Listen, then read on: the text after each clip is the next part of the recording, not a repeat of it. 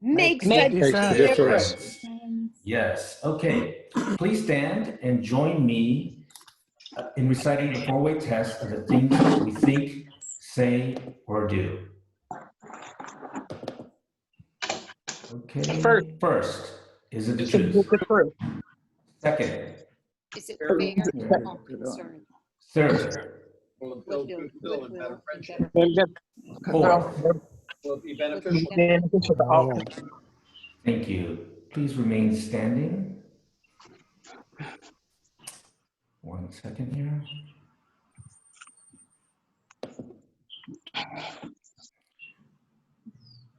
Okay. Please remain standing for the Pledge of Allegiance and invocation led today by Russ Osmonson.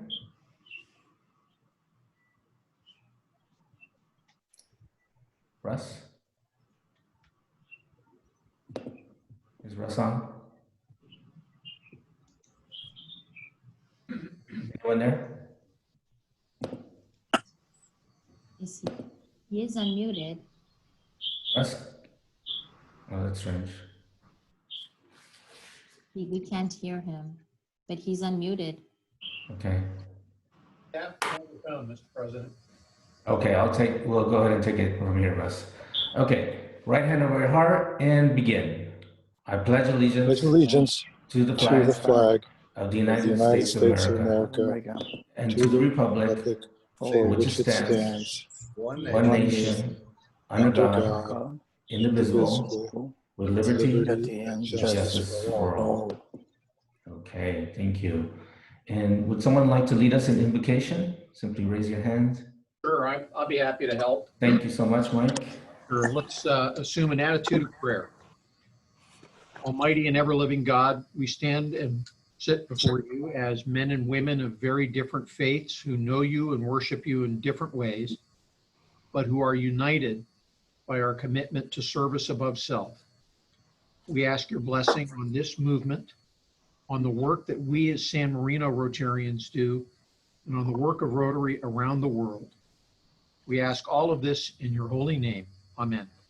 Amen. Amen. Thank you so much, Mike, for filling in.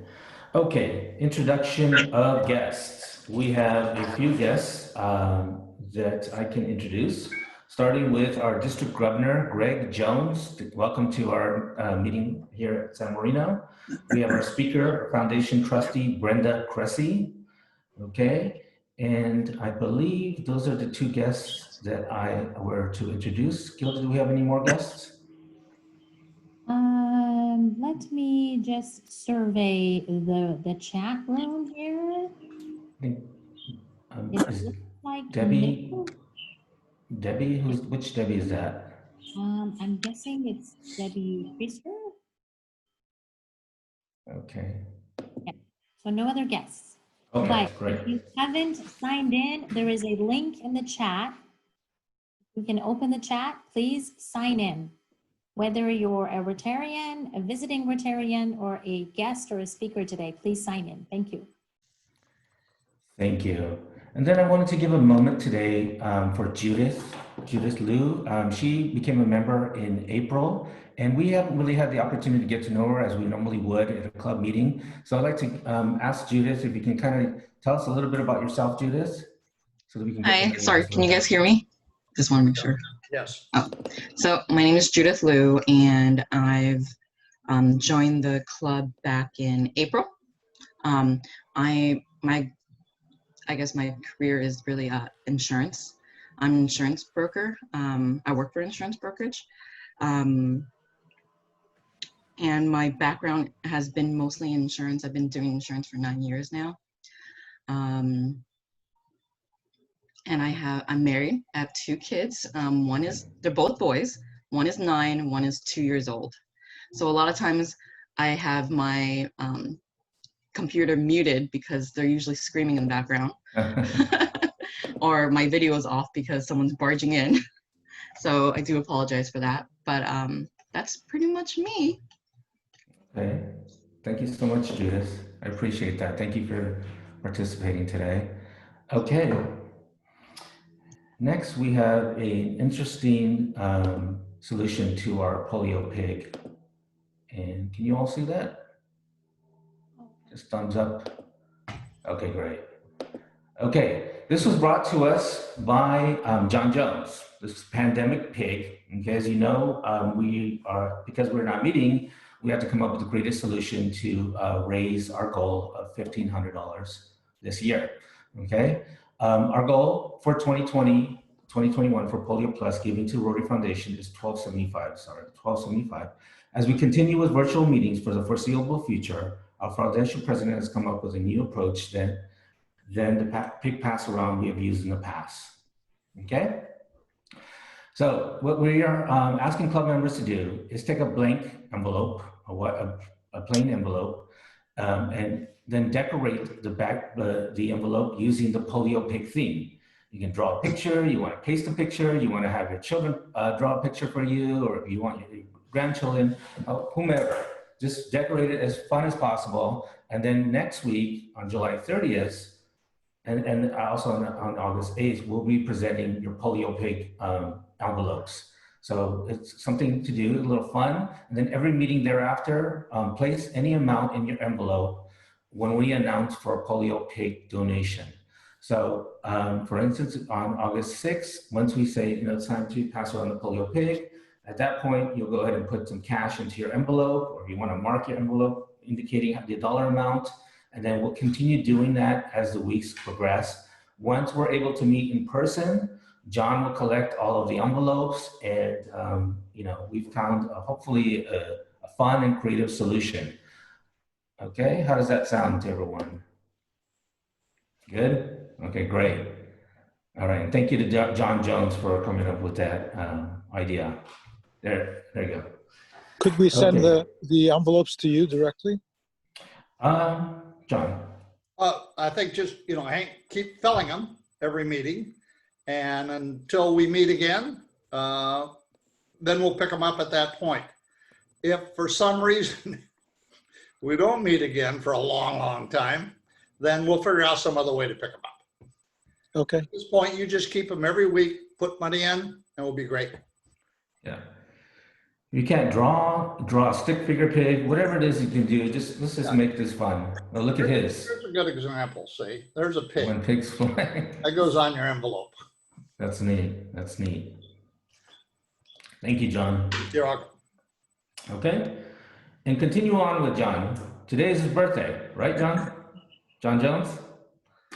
So can we go off of mute? The answer is yes, it's my birthday. And, okay. And Janet Kay has said that I can do anything I want today. So the Okay. first half of the day has been terrific. Oh, great. Okay. So can we go off of mute and just do a happy birthday song quickly? Everyone, just go off of mute. And let's begin. Ready? 1, 2, 3. Happy birthday to you. Happy birthday to you. Happy birthday. Happy birthday, dear John. Happy Happy birthday to you. Thank you. And many more. Only made me blush. Yeah. Okay. Happy birthday, John. Thanks for all you do for the club. Thank you. Okay, other birthdays. Dr. Isaiah Gates is July 26th, and then Joanna Schmall, July 20th, which is passed. Wedding anniversaries, James Folsom from the Huntington Library. His anniversary is on July 30th for 37 years. So if you see him, congratulate him. And then Denise, your anniversary just passed, your 30-year anniversary. Congratulations. Okay. Perfect. Chief and Control is here, so we'll go straight to him since I know he's very busy. Is it okay if we go to you, Chief? Yes, now. Perfect. Okay. Good afternoon, everybody. Thank you for allowing me to speak a little bit, kind of give an update on what's happening in the city. Along the COVID issues, the city itself, we are still closed to the end of the month, mostly for the protection of everybody, whether that's community residents or the employees. We're putting out information last week. we had one of our residents, Dr. Avankar, I believe is how you pronounce his name, videotaped a message about the importance of wearing masks and remaining socially distant, washing your hands. Very important message, especially around now. We keep seeing more and more record cases and deaths within Los Angeles County every day. The other message that goes out from time to every day at 9 is one that we have that gives updates on the number of cases. We've had 44 cases in San Marino. Last Friday, we had 35. So we have jumped up, 9 cases just since Friday. And the information also indicates we had 1 death, and I don't know when the death was. And so even here, it is important to make sure you're wearing your mask and doing things right and keeping yourselves apart and making sure you're being safe. Most of the problems are coming when people commingle family groups and go to places where people are not wearing their masks. The other thing I'd like to mention is we have placed 22 cameras throughout the city. They're flock safety cameras. And these cameras are focusing on the ingress points within the city. They specifically only point at the back end of vehicles. We're not focusing on the people inside the vehicle. So we're getting license numbers, and that information is kept for about 2 years, or if we connect it to a crime, then it's connected to, then we keep it until the crime is complete, and then we delete it. This company is from Atlanta. A lot of departments throughout California and across the country are using them. We've already made 1 arrest for a stolen vehicle, and we're utilizing the data on 2 crimes that have been committed in the city. As far as crime is concerned, the 3 areas that we're having a lot of problems with are thefts and burglaries from vehicles. For some reason, people come into the city, or residents are leaving valuables in their cars. Very clearly observable from the outside, and they're getting stolen. They're getting stolen at the park because people are not locking their cars, in front of the residents because they're not locking their cars. And the other is package thefts. When you order goods and you just have them dropped off at your front porch or in the front of your house, people are driving around picking them up and stealing them. We're working on a variety of different things. We've made some pretty good arrests. I've also been in contact directly with a representative from Amazon, and we're looking at working with them to get a package locker, either here within the City Hall area or probably by the library and the San Marino Center. And you'll be able to drive up, grab your package, and go. It'll be there safe for you, so it's not going to get stolen. The other thing I encourage is to work with the delivery companies to place them in a safe place or send it to your workplace or somewhere that someone can immediately get the package. And the third area that we're seeing crime from are thefts of gardening equipment from our gardeners who work so hard to keep our homes clean and beautiful. This is something that's happening throughout the region, is ongoing. So we are providing flyers, and we're passing out flyers in Spanish and English, and we're working on a Chinese translation to the gardeners so that they take certain steps to keep themselves safe and their equipment safe. If when a lawnmower costs $1,500, these poor guys don't have any way to make money. One of the things that we're going to be working on is a program with the residents to ask them to allow the gardener to park in their driveways.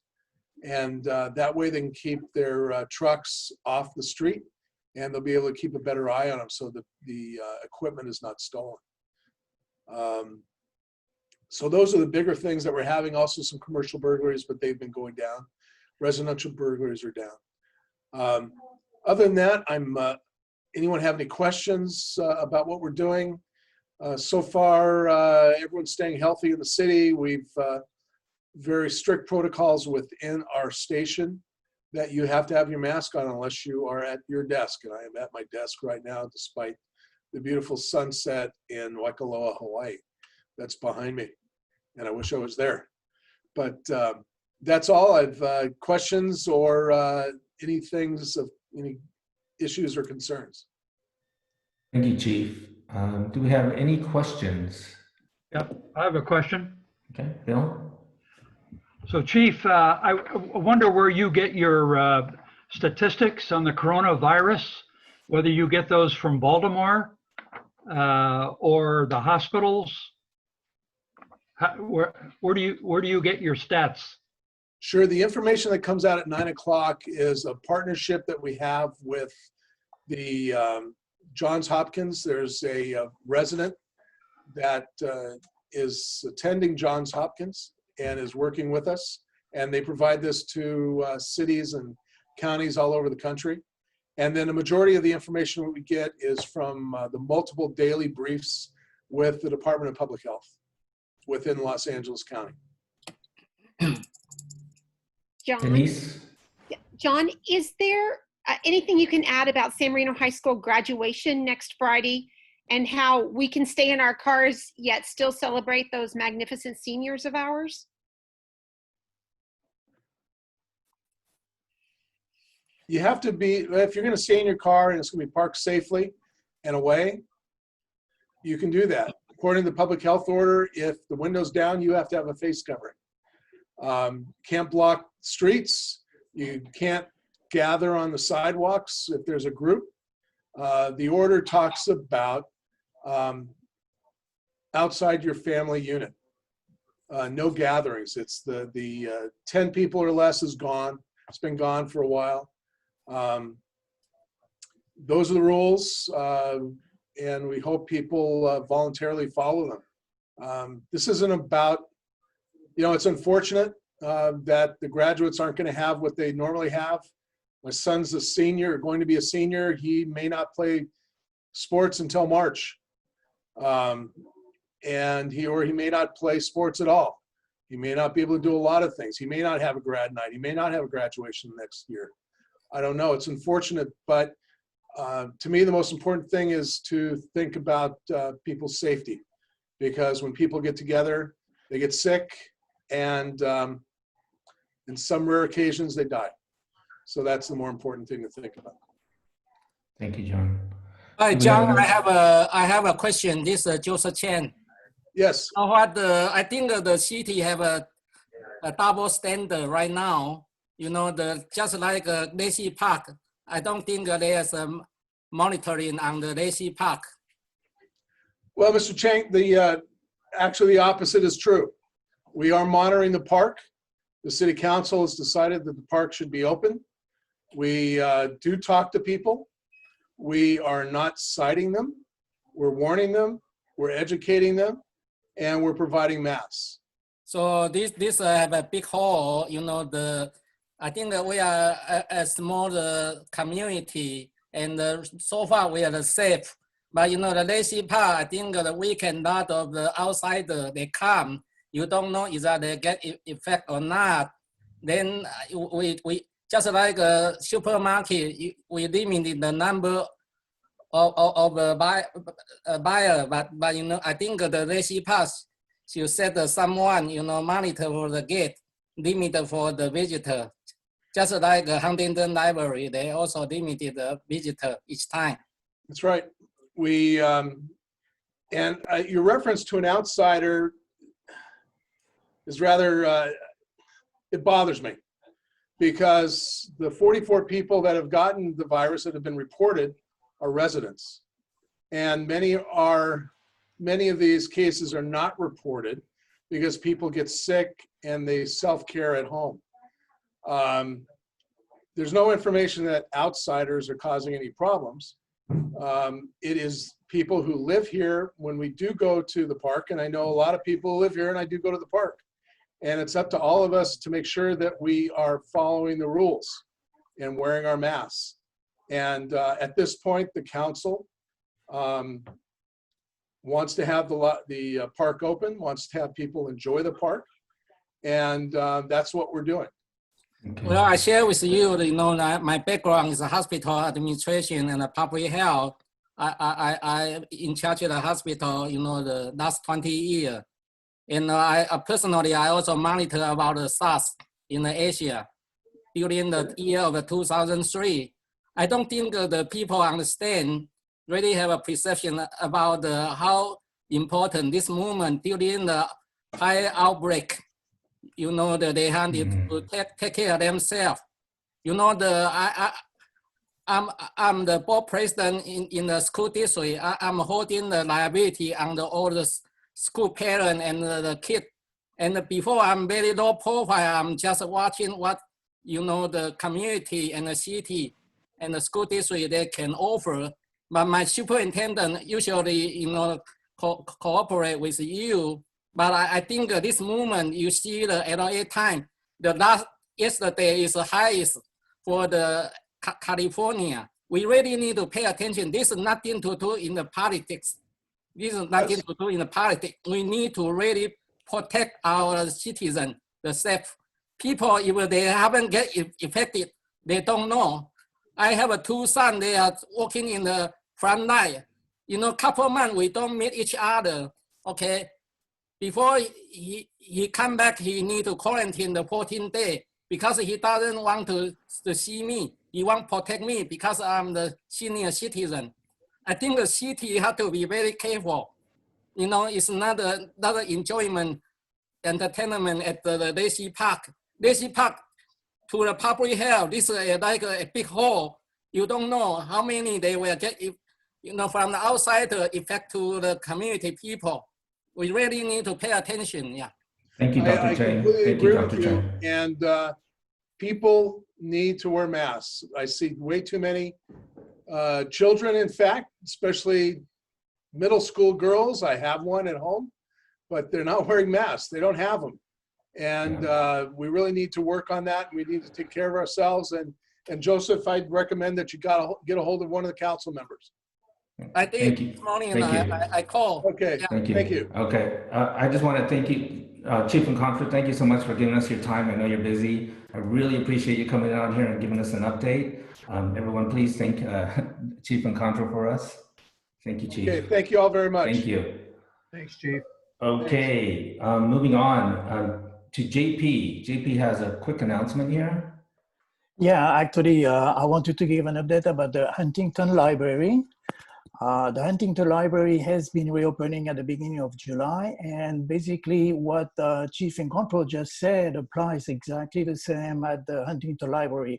No buildings are open at all, and you need, if you want to visit, whether you are a member or not a member, you will need to register online. Go to the huntington.org website to register for your visit. They will allow only a limited number of visitors, and they are not going to accept large groups. It's good for couples or small families. Even outside, some areas are going to be closed. For instance, the children area next to the Botanic Garden is closed because it's believed that there would be too many people grouped at that same location here. So I just encourage you to, of course, enjoy the beautiful Huntington Gardens, but follow the rules here. We have followed that, personally I followed that because we have an aquaponic system in the ranch area. And this has been basically in shutdown for 3 months. And the good news is that it's sustained this very well and everything is beautiful and growing. It's just that be careful to follow the rules when you visit the Huntington. That was my update today. And then JP, did you want to give an update on the aquaponics? Did you mention that? Yeah, the aquaponics, as I said, was left dormant for about 3 months. So there was a little bit of worry about what would happen during 3 months not being maintained at all. And it turned out to be extremely successful. The fish have tripled in size. And we have a giant tomato bush, which is giving so many tomatoes. So everything went fine. They are now doing the cleaning of the system to restart the plantation for the summer. But everything is great. If you have a time, go visit in the ranch. Thank you so much, JP. Okay, next, let me share my screen for our first project of the year in joining with a local service organization, August 2nd, which is coming sooner than I thought. It's actually almost a little over a week from now, from 9 to 11. We're doing a food drive benefiting Foothill Unity Center, and we're going to do that with the Boy Scout Troop 351. And that's going to be at the San Marino Scout House, 1196 St. Albans Road in San Marino. Hopefully we're going to be sending out an Eventbrite invitation to the entire club with the rotoscope. And we'll also be giving an update every meeting until then, or actually next week. Denise, do we have any other words you want to say about this? I just want to add that Foothill Unity is also preparing lunches every single day for people. So anything you give, of course, money always goes 10 times as far because they can buy directly from the LA Food Bank. Search your house, the small toiletries. Remember when we all used to travel? All those soaps and shampoos are welcome. Anything that has to do with sanitary supplies for women, anything that has to do with masks, gloves, sanitizer, cleaning supplies, anything is welcome there, because then they're going to be going and doing their back to school next. If you've got pencils that are unsharpened or backpacks, anything, we will be so grateful. And the mom who has been doing this has a shaved ice truck waiting for us from 9 to 11 next Sunday as well on August 2nd. So come have a snow cone after you've done some good for our world. Thank you. Thank you, Denise. Do we need any more volunteers, or are we good for more? I could use 3 more. If anybody else is willing, just email me or drop me a note on chat. Thanks. Great, thank you. And please make sure to bring your food on that day, August 2nd. Okay, next we have Gilda. Yes, can you hear me? Mm-hmm. Okay, great. All right, so as your membership chair, again, back in this role, I somehow membership loves me, and I love membership. I love membership, really do. But this year, I'm excited because we're kind of looking at membership from a different perspective. It's the same and even more, right? All of you are going to be ambassadors. I'm going to deem you ambassadors. Please take advantage of this opportunity that you can invite a guest at no cost. You used to have to bring a guest and you'd have to pay $15, or the club would pay $15 to have them come and dine with us. So now you can dine in your home and you can be here online with us, and it's free. So I want you guys to really take a spin, and I've heard a handful of people say it's going to be tough to recruit. No, it isn't. It's harder to recruit. No, it isn't. It's actually easier to recruit people to Rotary. So I want your perspective to completely change. Wipe off anything that says it's going to be harder, because it isn't. It's what you tell yourself and what you put out there. You attract exactly what you say about membership. So we are going to grow this club. We are at 107 members now, and we are going to grow to 117. And it's going to take every single one of you to help us spread the message. So a few things we're working on. I'm still meeting with my committee. The committee is myself, Ginny, Fong, Isaac, Evie, Grace, Molly, and Arlene. And we need more people. We still need more people. So if you want to, if you're a good talker, if you are not shy about sharing your Rotary moment, please come and reach out to me and tell me that you want to be part of the committee. We need an army. And how these are a few things you're gonna see from us in the next couple of weeks. We're gonna do 2 surveys. We're going to work with the city, the police department, the fire department, the chamber, and the residents of the city. We want to find out, what does the city need from us? How can we help the city? Denise, I love it. You're taking, my Siri is talking to me. You are doing this drive that you spearheaded and you found out about it. So we want to find out what's going on in the city, because a lot of our projects got canceled because of COVID and social distancing last year. But there are other projects that are happening. So we want to find out from you guys, what are projects that you're involved with? So you'll get a survey that will go to the club, where we want to find out what you are doing. So how can we work with you, right? Many of you have other organizations you're part of, and we want to help you. We want to partner with you. On the city survey, we want to find out, what does the city need? How can we help them? Okay, so those are 2 different surveys. We're working on those. We're going to get those out in the next couple of weeks. The other thing we're going to do, we're going to bring back our Rotary Moments. We're going to help our president, Aaron Gill, and we're going to talk about our Rotary Moments. So I'll send it out, and it will take turns. Every week, you get to share your Rotary Moment, why you are a Rotarian, why you joined, and why you're still here.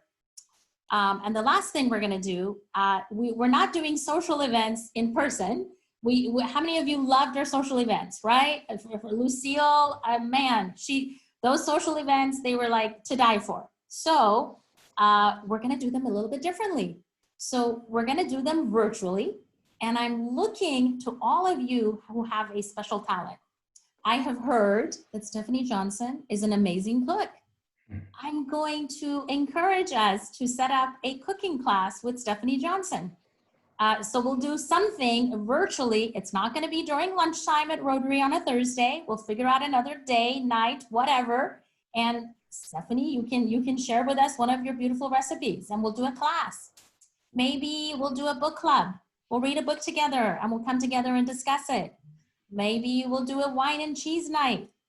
Maybe Grace wants to give us an art lesson, whatever that's going to be. But I believe this is critical time for us to connect and to socialize in our living rooms, on our computers.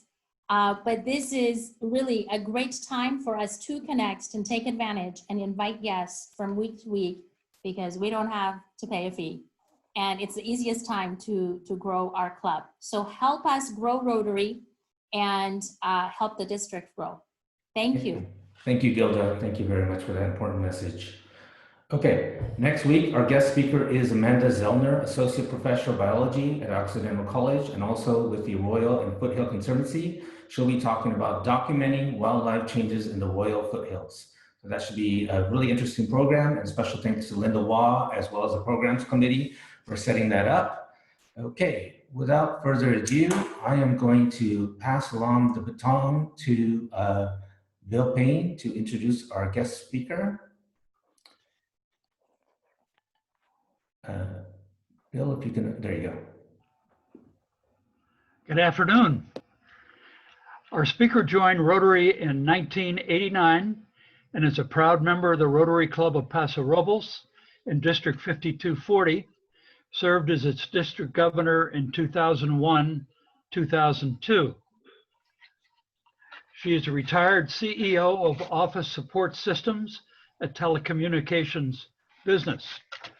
We often find out about how well our Rotary International Foundation does through our own club.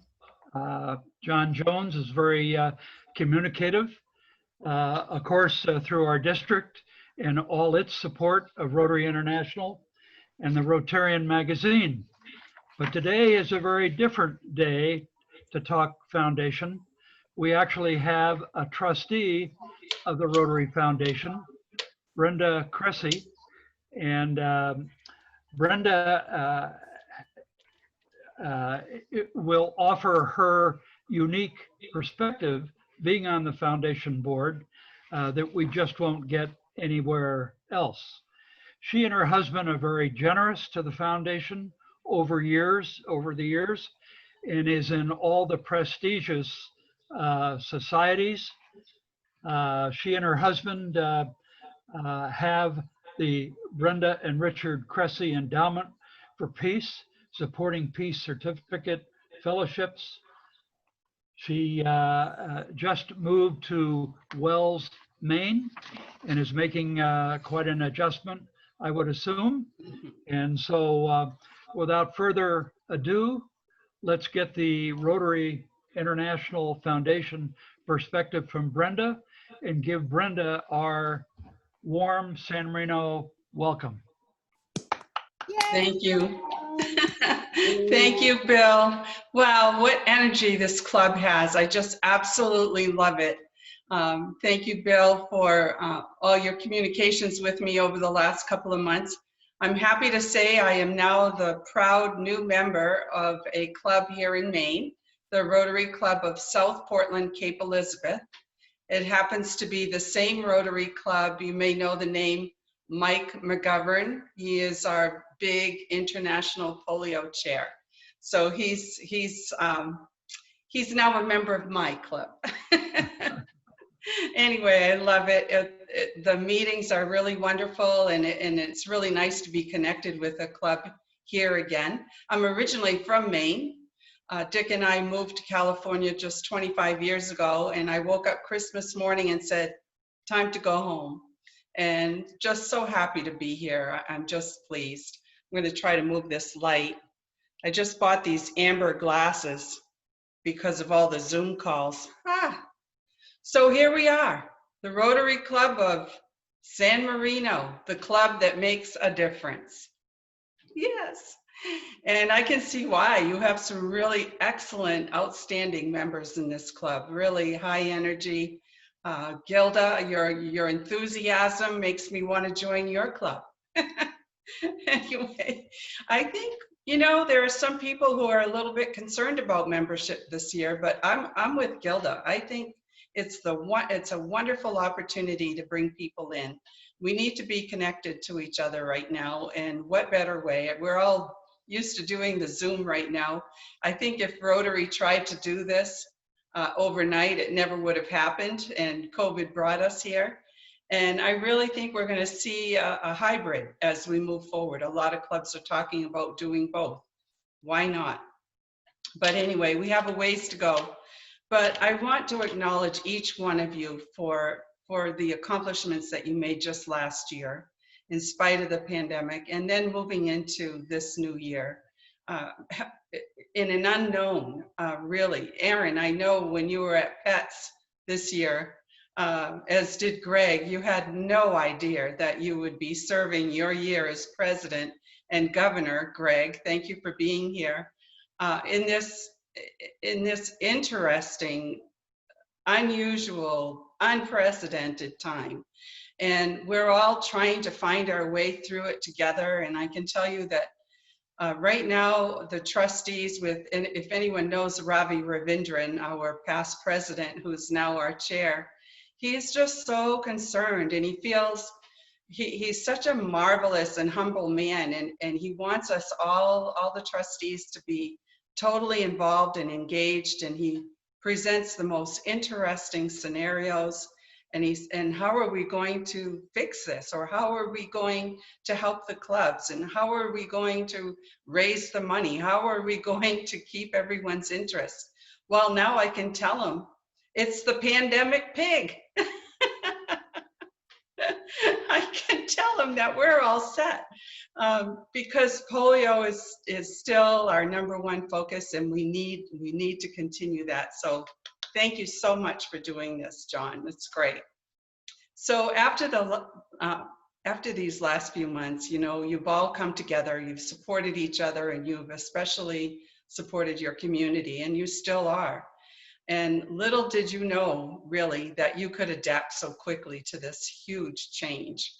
And I think together you found a lot of flexibility. You continue to lead, you continue to motivate and inspire each other. And that's not surprising to me at all, because this is Rotary. This is what we do. You found ways to remain in touch with each other. You're going to try to do some of these projects, which is great. We have to listen to the chief. Just be careful, wear that mask.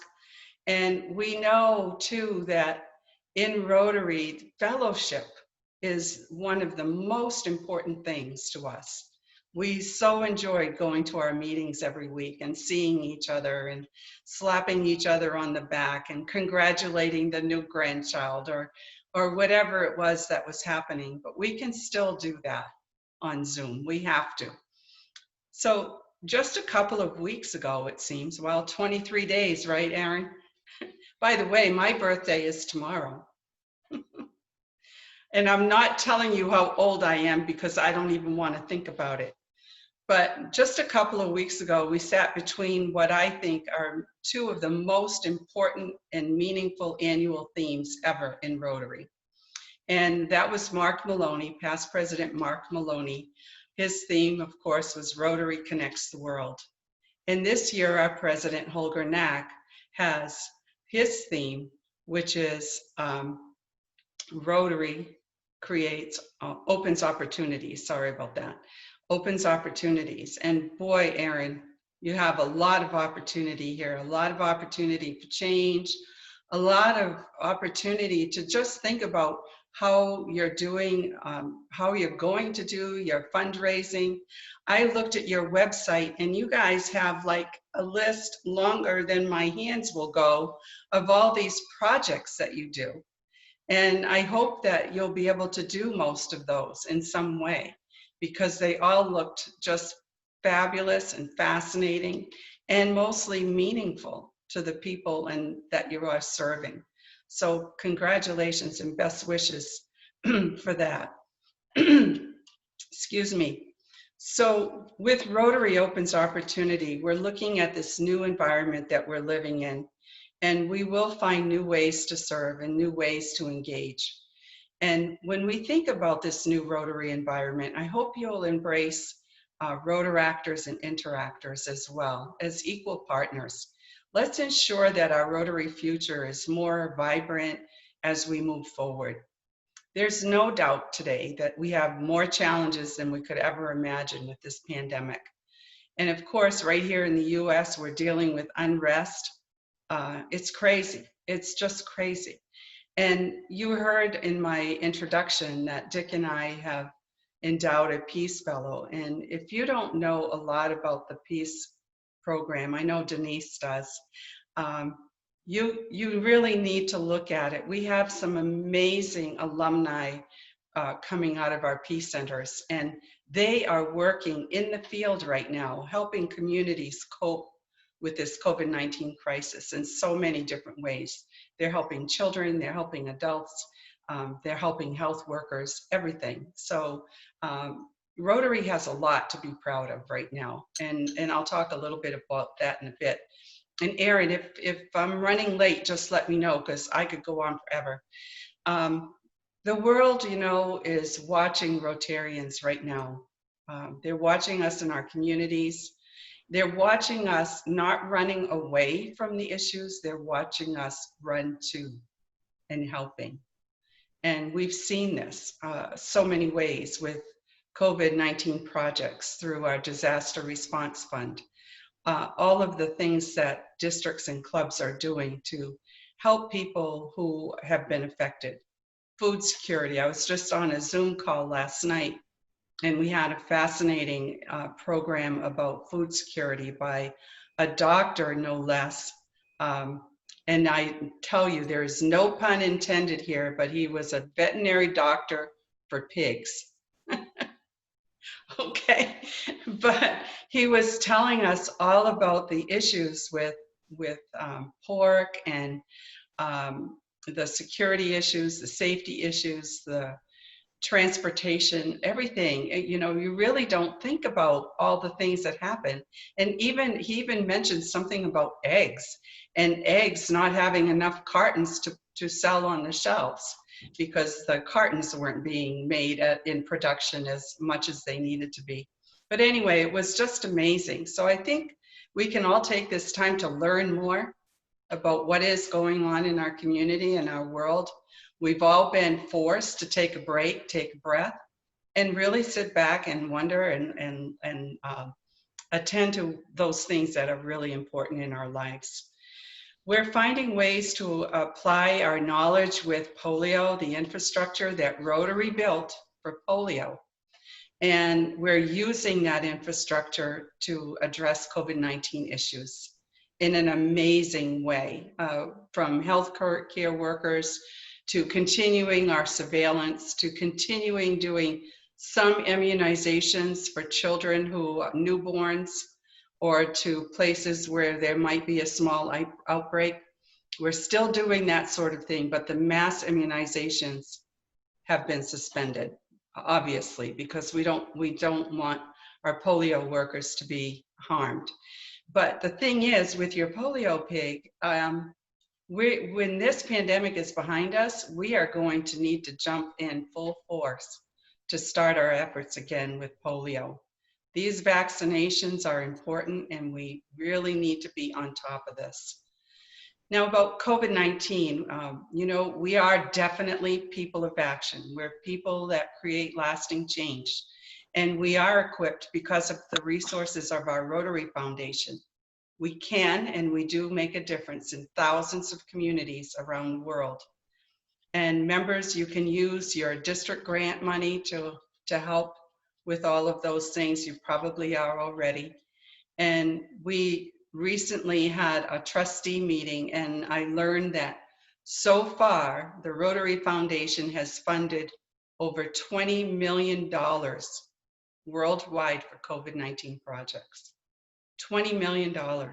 And this was money from the World Fund, outright gifts, money from disaster response and DDF. It was all combined. But that's amazing to think that our organization, in the drop of a hat, because of its members, can actually put together these grants that were turned around in record time, sometimes 3 or 4 days. And then we were able to fund them, and the Rotary clubs and the Rotarians were able to make those grants happen, to make those projects happen. And geez, be proud. I mean, how can we not be proud of being part of this organization? We have, when you think about it, each year we have new leaders, we have our club presidents, our board of directors, our committee chairs. Each one of you are key to keeping this organization alive and well. We need each and every one of you to remain engaged, to do what Gilda and John and Denise are doing that I just saw on this one meeting, to be enthusiastic, to be motivating, to be inspiring, to be positive. I think I'll probably commit to being the best optimist on the trustee board right now because I've had the pleasure of working with donors. And I know that our foundation donors are people who really believe and trust in the foundation. And I will tell you right now, I had a call yesterday with Ravi Ravindran, a Zoom call. We met with a couple in Mexico who gave $1.8 million to the Rotary Foundation. Why? Because they believe and trust in the foundation, but they also are very concerned about their country. The economic downturn in Mexico for them is so disheartening that they felt that they needed to share some of what they had to each and every single district in the country. And for the next 5 years, they have committed to giving each district $235,000 to use for community and economic development grants. I know this couple, they're very good friends of mine, and they don't have the resources like you would think, but they felt like they needed to do this to help their country and to help their fellow men. It was amazing to be on that call with them. They are so humble, and we are so grateful for them to be thinking of this. And we can do this in small ways. We just need to Continue to, like I said, be engaged in your club. Stay in Rotary, because right now, Rotary needs you as much as you need Rotary. And that is the truth. We need to have each other. We may lose membership, but we had someone at our trustee meeting just this last week, and he went back historically, and the only time we ever really lost membership during disaster was through the Great Depression. That was the only time. All the other times, even in the recession that we had in 2008, we gained membership.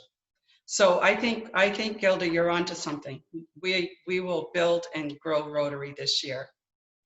It's time now to take this perfect opportunity to think creatively about how you're going to do your service projects in this new reality. For most of the world, these mass gatherings are going to be banned indefinitely. You know, we're seeing it right now. It's open, it's closed. It's opened, it's closed. But yes, Rotary does create and open opportunities, and we need to do that. So think about involving your Rotaractors and everybody else. It's important during this crisis. Let's see. I'm trying to go quickly because I know we're over time now. So you got about another 10 minutes if you're okay. Oh, okay. Yeah, all right. Thank you. So we need to know that some of the things that we're doing will have to be changed permanently, and we'll find the best way to do that. My own club last night met and we looked at our big Christmas tree sales and how are we going to do that. And it was amazing to see everybody in the club just jump on board, and they all want to be part of that committee this year. So at the beginning of my address to you today, I talked about some of the challenges that we have right here in America with social unrest. And we really need to look at cultivating a more diverse and inclusive membership in Rotary. So I want you to think about that as you're looking for new members.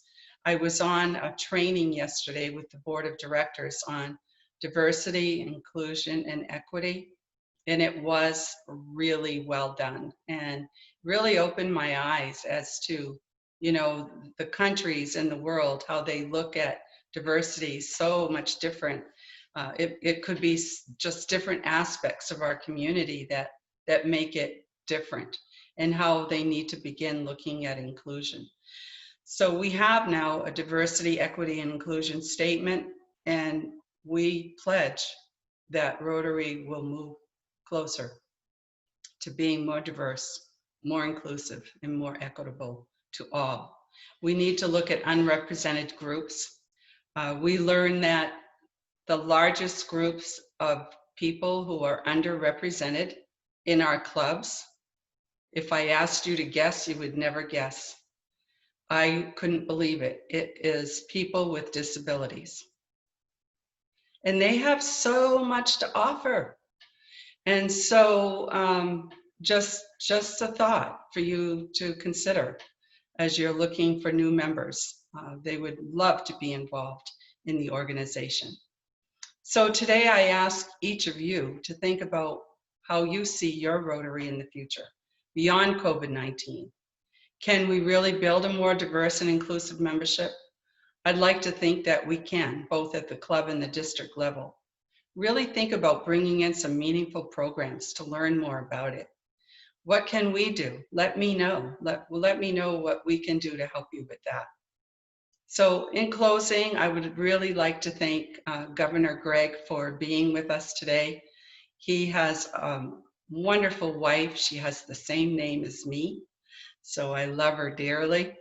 But give her my best, Greg, and thank you so much for being here. I know you're busy. And thank you, Bill, for the invitation. Thank you, everybody, for what you're doing, what you'll continue to do, and do whatever you can. Just remember this one thing. With every Rotarian every year, every club every year, we need you to commit to the Rotary Foundation beyond polio. We need you to support the annual fund more this year than ever. You have to understand the stresses that we are have in the world and on people's pocketbook, but this is our foundation. We cannot do the life-changing projects that we are able to do without your gifts to the annual fund. So I ask you please to make sure that you make your gift, bump it up a little bit more if you can.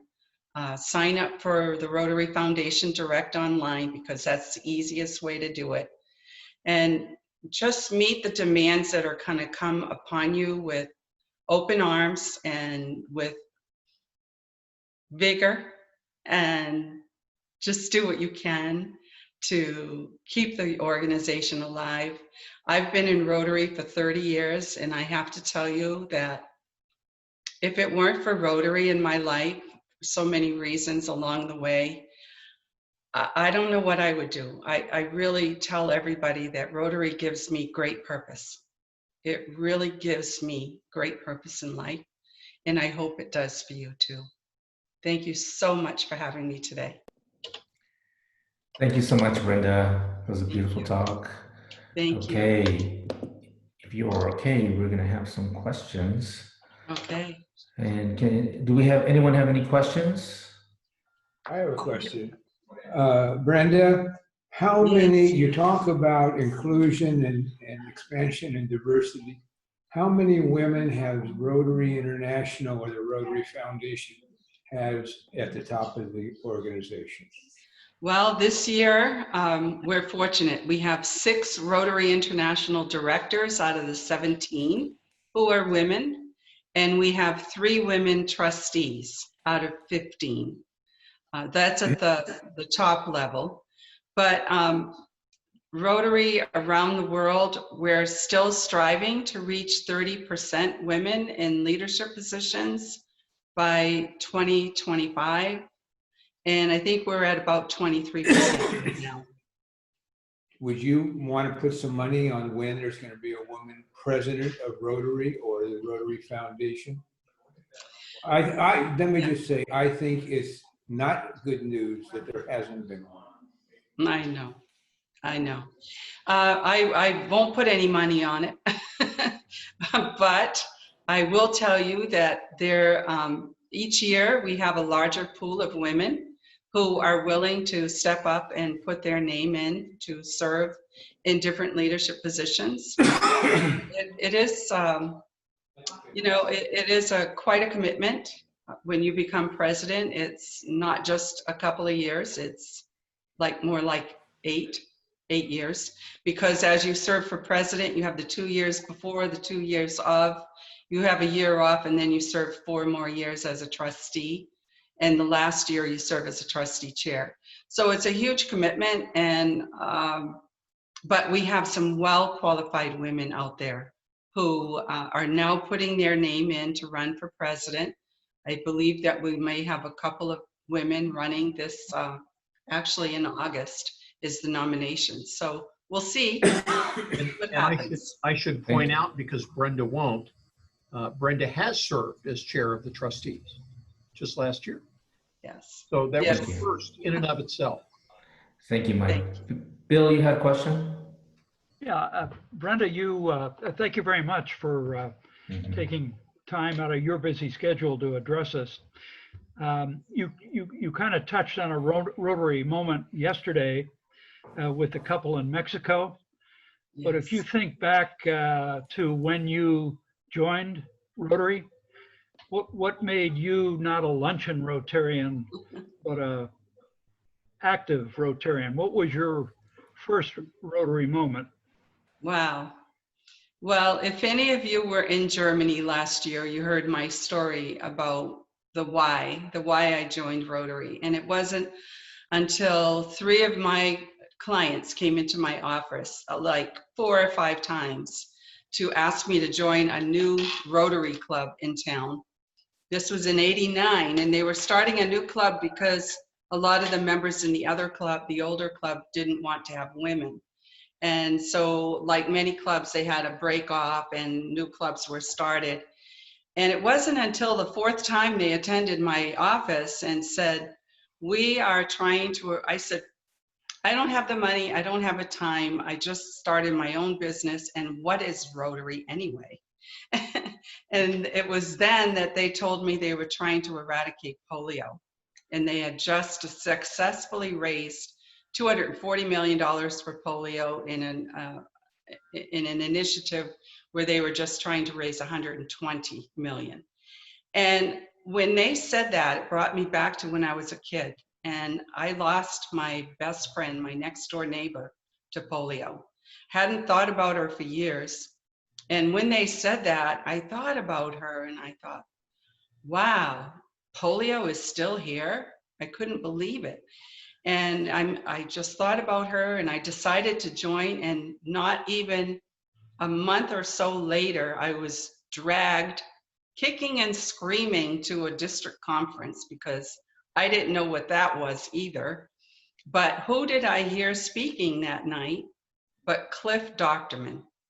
Some of you may know Cliff Docterman. He's a past president of Rotary International, and he lives in Moraga. And anyway, he was the incoming president at the time, and he spoke about Rotary's effort to eradicate polio. It was like, something's talking to me here. And it was then that I said, I will stay in Rotary until we see the end of polio. And here we are 30 years later, and I'm still working, I'm still talking about it, I'm still raising money for it, and I will not give up because of Susie. I won't. That's great. Thank you. Do we have more questions for Brenda?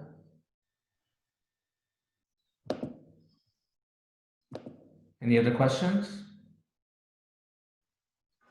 Okay. With that, thank you so much, Brenda. That was a beautiful program. Thank you to the programs committee for setting that up. We will be donating a book in your name to our Kroll Public Library. So thank you so much for that. And thank you all for joining us today. Next week, our guest speaker is Amanda Zellner, Associate Professor of Biology at Occidental College and Royal and Foothill Conservancy, documenting wildlife changes in the Royal Foothills. Rotarians and guests, thank you for joining us at today's meeting. Thank you to Greg Jones for coming today. And did I miss anyone? I don't think so. Thank you to Brenda once again. And with that, the July 23rd, 2020 meeting of the Rotary Club of San Marino is adjourned. Thank you. Bye, guys. Thank you, everybody. Thanks. Bye-bye. Bye-bye. Thank you all. Thanks, Thank Greg. you. Bye, everybody. My pleasure. Thank you. What a great Thank you, Brenda. Yes, Thank Brenda. you. Thanks, Bill. Amazing, Bye-bye. amazing meeting today. See Thank y'all at 1:30 for international. you. Great program, Bill. Thanks. Thank you. Do we have an international